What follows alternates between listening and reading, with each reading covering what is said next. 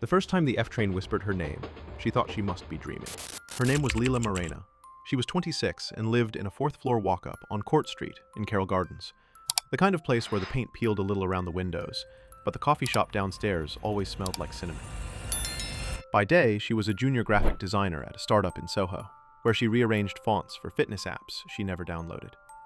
Her commute was a carousel of trains, sometimes the F to Broadway Lafayette, sometimes the G to Court Square. Sometimes she got lazy and called a car.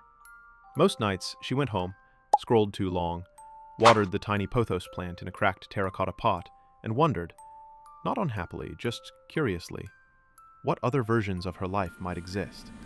It was a Tuesday night, late, when she heard it. The F train screeched into the tunnel between West 4th Street and J Street, Metro.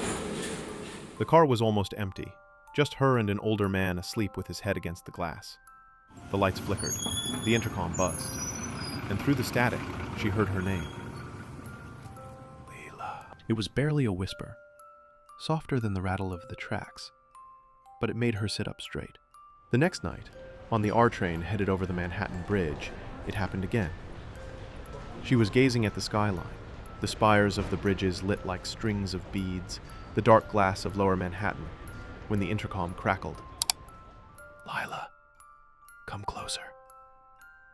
She leaned toward the window.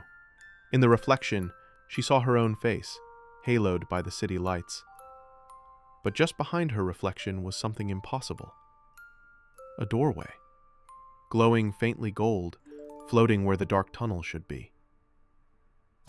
By the third night, she was waiting for it. She chose the long way home, the A train uptown, switching to the C at 42nd Street, then the F again. Headphones unplugged, tote bag in her lap, her eyes never leaving the glass. At York Street, the car went silent. The train hummed, paused, and then the voice came again, clearer than before. Would you like to see the city underneath the city? She gripped the cool silver pole. For reasons she couldn't explain, the words didn't scare her. They felt like something she had always known was coming. The doors slid open at an unmarked stop she had never seen before. No announcements, no signs. Only lanterns glowing in place of fluorescent bulbs, their light soft and golden. She stepped out. The tiled walls shimmered faintly, like water. The air smelled not of dust and iron, but of jasmine and rain on hot concrete.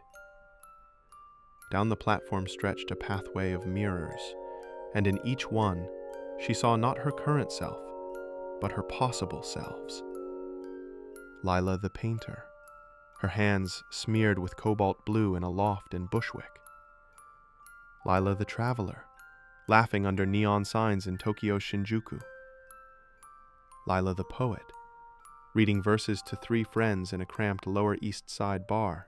Each reflection smiled at her, as though reassuring her, we are still you, and you are still us.